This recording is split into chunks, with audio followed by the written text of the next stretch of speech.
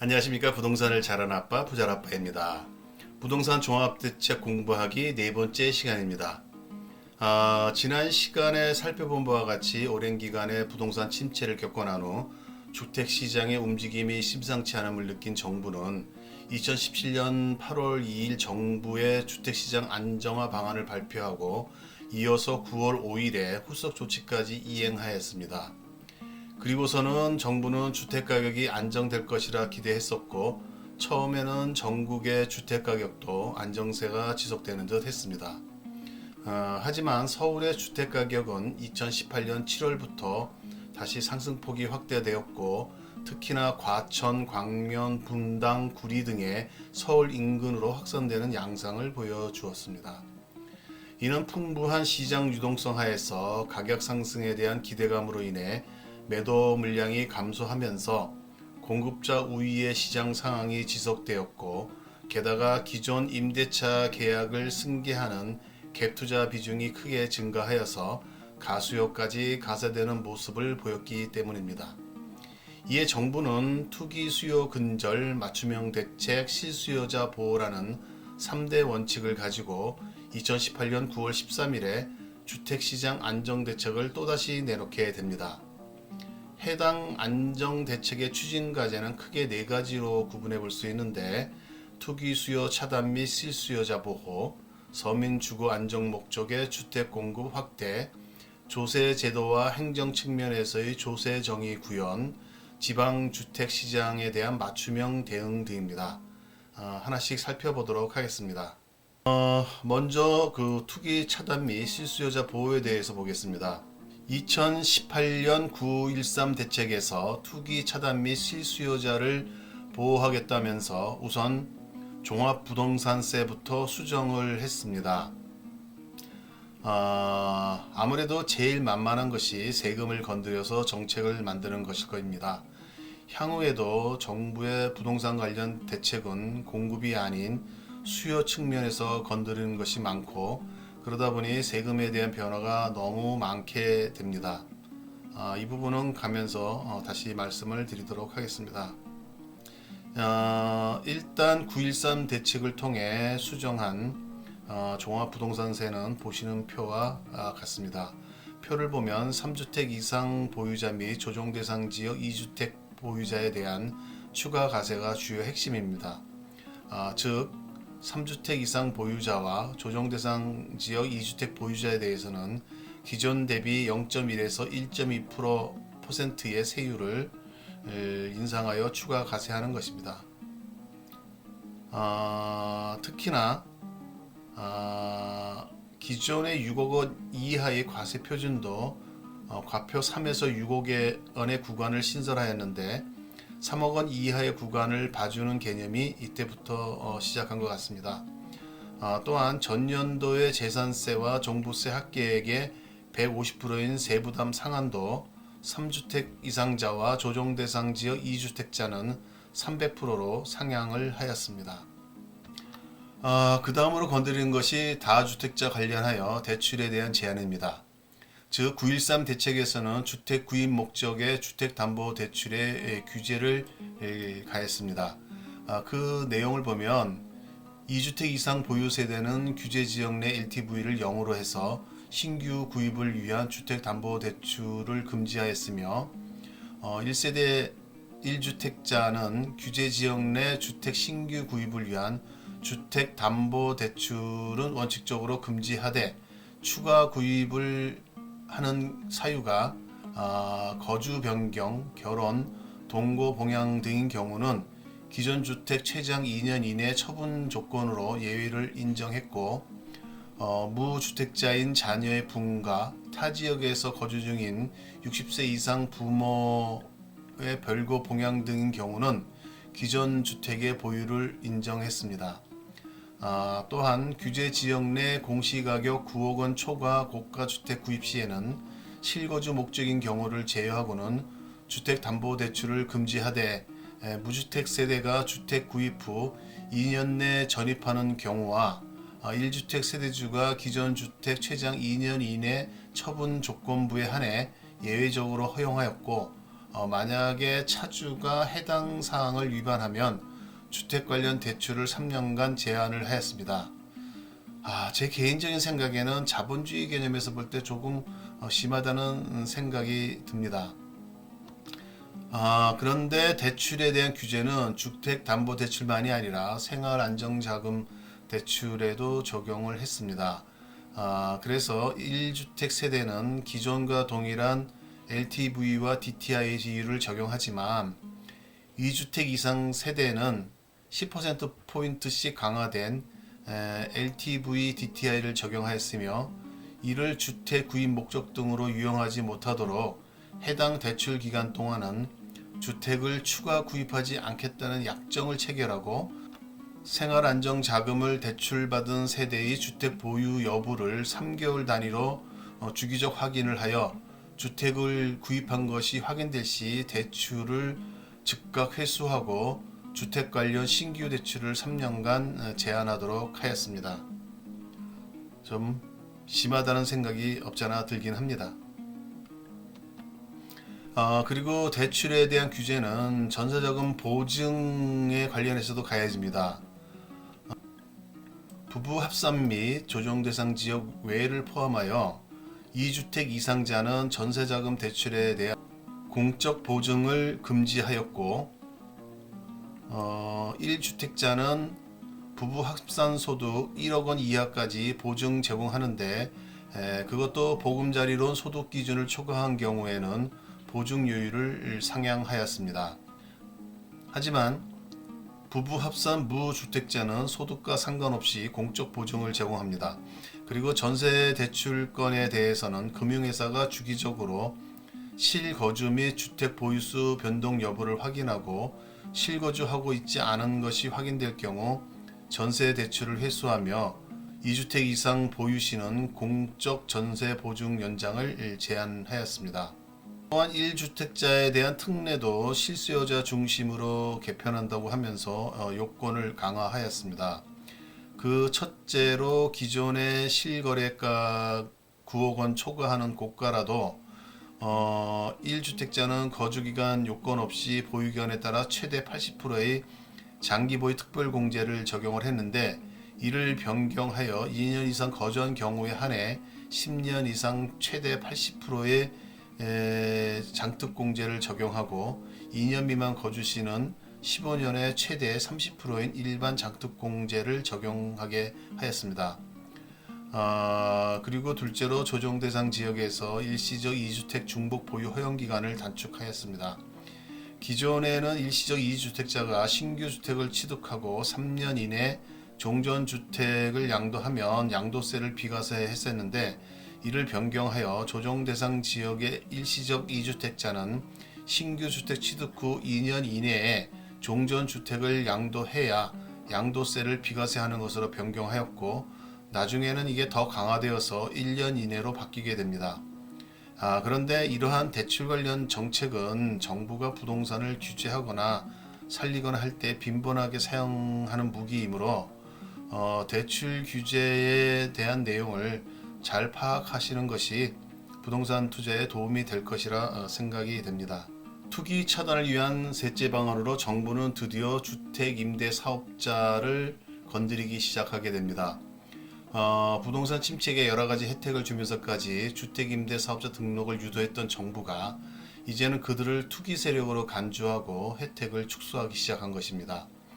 그 하나는 양도세인데 종전에 조정대상 지역 다주택자가 수도권 6억 원, 비수도권 3억 원 이하의 8년 장기 임대 등록 주택을 양도시에 양도세 중과를 제외해 주었는데 1주택 이상자가 조정대상 지역에 새로 취득한 주택은 임대 등록 시에도 양도세를 중과하게 변경한 것입니다. 또한 기존에는 주거 전용 면적 85평방미터 이하, 수도권 밖 읍면 지역은 100평방미터 이하의 등록 임대주택에 대해 10년 이상 임대한 경우 양도세를 100% 면제해 주었고 장기 보유 특별공제는 8년 이상에서 10년 미만 임대 시 50%와 10년 이상 임대 시 70%를 감면해 주었습니다. 그런데 이를 임대 개시 시 수도권은 6억 원, 비수도권은 3억 원 이하 주택에 한해 적용하는 것으로 주택 가액 기준을 신설하였습니다. 그리고 종부세 측면에서도 종전에는 수도권 6억 원, 비수도권 3억 원 이하의 8년 장기 임대 등록한 주택에 대하여 비과세를 해주었는데, 이를 변경하여 1주택 이상자가 조정 대상 지역에 새로 취득한 주택은 임대 등록 시에도 종부세를 합산 과세하였습니다. 세제 혜택 외에도 대출 규제를 강화하여 임대사업자가 이미 건축되어 있는 주택을 담보로 임대업 대출을 받은 경우에 적용하게 하였습니다. 그래서 투기지역 투기과열지구 내 주택을 담보로 하는 임대사업자 대출에 LTV 40%를 도입하였고, 특히 투기지역 및 투기과열지구 내 공시가격 9억 원 초과하는 고가주택을 신규 구입하기 위한 주택담보대출은 원칙적으로 금지하였습니다. 또한 주택담보대출을 이미 보유한 임대사업자에 대해 투기지역 내 주택 취득 목적의 신규 주택담보대출을 금지하였고, 임대업 대출 용도 외 유형 점검을 강화하여 사업활동과 무관한 대출금 사용을 방지하게 하였습니다. 즉 다시 말해 건당 1억 원 초과 또는 동일인당 5억 원 초과 시 점검하고, 임대차 계약서 및 전입세대 열람원 등을 사후에 반드시 확인하여 용도 외 유형 시에 대출금 회수 및 임대업 관련 대출을 최대 5년으로 제한하였습니다. 단 이러한 대출 규제는 주택을 새로 건축하여 임대주택을 신규 공급하는 경우는 규제 대상에서 제외하였습니다. 마지막 투기 차단 방안은 시장에 대한 관리로 임대차와 매매 그리고 분양에 관한 부분을 강화하였습니다. 이에 따라 실거래 신고 기간을 단축하여 계약 후 60일을 30일로 변경하였고, 부동산 거래 계약 무효, 취소 또는 해제 시 신고 의무를 부여하였으며, 거래 계약 허위 신고 금지 규정을 신설하여 위반 시 부동산 거래 신고법상 최고인 3천만 원 이하 과태료를 부과하도록 하였습니다. 또한 자금 조달 계획서에 기존 주택 보유 현황, 현금 증여 등 신고 사항을 추가하고, 다주택자의 과다 대출 및 증여 등에 대한 조사를 강화하였으며, 일부 인터넷 커뮤니티 등을 통한 집주인의 호가 당합, 중개업자의 시세 왜곡, 공동의 시세 조정 행위 등에 대한 별도 처벌 등의 제재 방안을 마련하였습니다. 그리고 투기지역 투기과열지구에서 주택도시기금을 통한 장단기 민간 임대 매입자금 융자를 중단하고, 임대사업자의 의무 임대기간, 인상률 등을 임대조건과 양도금지 의무 위반 시 과태료를 상향하였으며, 주택임대차 정보 시스템을 통해 임대사업자에 대한 임대 의무 기간 준수 점검 등을 관리 강화하였으며, 규제 비율, 한도 관리, 예외 승인 등 RTI 규제 수준의 적정성을 종합적으로 검토하여 임대업 대출의 건전성 제고 방안을 마련을 하였습니다. 또한 부정 청약자에 대한 공급 계약 취소를 의무화하고, 무주택자의 청약 당첨 기회를 확대하였습니다. 즉 무주택 기간 요건을 강화하여 분양권과 입주권 소유자와 매수자는 주택 소유로 간주하였고, 추첨제로 청약 당첨자 선정 시에는 무주택자를 우선 추첨하도록 하였습니다. 그리고 수도권 분양가 상한제 주택에 대해 전매 제한 기간을 확대하고, 공공택지 공공분양주택은 최대 5년 거주 의무 기간을 설정하였으며, 공공분양주택 수분양자에게 전매 제한 기간 내 예외적으로 전매가 허용되는 경우 사업 시행자에게 환매 의무를 부여하였습니다. 또한 RHMS 등과 연계하여 불법 청약자 검증 등 청약 업무의 공적 관리 강화를 위해 청약시스템 운영 기간을 공공기관으로 변경 추진하였습니다. 2018년 9.13 대책의 두 번째 추진 과제는 서민 주거 안정 목적의 주택 공급 확대인데, 신규 수도권 공공택지 공급과 도심 내 공급 활성화를 세부 과제로 내놓았습니다. 즉 수도권 내 교통 여건이 좋고 주택 수요가 많은 지역을 중심으로 신규 공공택지 30곳을 개발하여 30만 원을 공급하겠다는 것이며, 이를 위해 도심 내 유휴부지와 보존가치 낮은 3등급 이하 그린벨트 등을 활용하겠다고 하였습니다. 이러한 공공택지에서 공급되는 공공분양주택에 대해서는 전매 제한, 거주 의무 요건 강화 등을 통해 적정 이익 환수를 할 것이며, 실수요자 주택 수요에 따라 공공임대 분양 비율을 지자체와 협의하여 탄력 적용하겠다고 하였습니다. 또한 지자체와 협의를 통해 도심 내 규제 완화 등을 포함하여 다양한 주택 공급 확대 방안을 마련하겠다고 하면서 상업지역 주거 비율 및 준주거지역 용적률 상향, 그리고 역세권 용도지역 변경 등을 거론하였으며, 노후지에 대한 소규모 정비 사업 활성화를 통해 주택 공급을 확대하겠다고 하였습니다.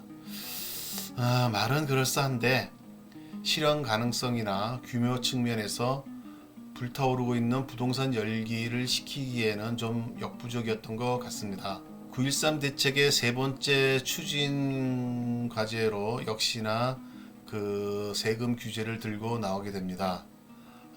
조세 제도와 행정 측면에서의 조세정의 구현이라는 미사의 요구를 사용하기는 했는데, 결국은 규제를 강화하겠다는 이야기입니다. 일단 종합부동산세의 공정시장 가액 비율을 당시 80% 수준에서 매년 5%포인트씩 올려서 2020년까지 90%로 올리겠다는 방안을 2021년과 2022년까지 연장해서 결국은 100%로 하겠다고 했습니다. 이 방안은 결국 패착이 되어서 2021년 종부세 과세로 인해 난리가 나고 민심이 들끓게 만들었으며, 2022년에 정권이 바뀌면서 민심을 다독거리는 방안으로 가고 있는 것 같습니다. 더불어 조세 행정적으로는 부동산 투기 및 고액재산가의 편법 및 탈법, 그리고 상속 및 증여에 대한 자금 출처 조사 및 세무조사를 지속 강화하겠다고 했는데, 실제적으로는 그게 말처럼 그리 쉬운 것은 아니었던 것 같습니다. 9.13 대책의 네 번째 추진 과제는 지방주택에 관한 부분입니다. 지방 미분양 증가에 대비하여 미분양 관리지역 지정 기준을 완화하여 5 내지 10여 곳에 추가 지정하려 하였고, 지정시 최소 지속기간도 3개월에서 6개월로 연장하였으며, 지방 미분양 관리지역 세입자 보호를 위해 전세보증금 반환보증 위축지역 특례보증을 도입하였습니다. 전세보증금 반환보증 제도는 보시는 표와 같습니다. 참고하시기 바랍니다.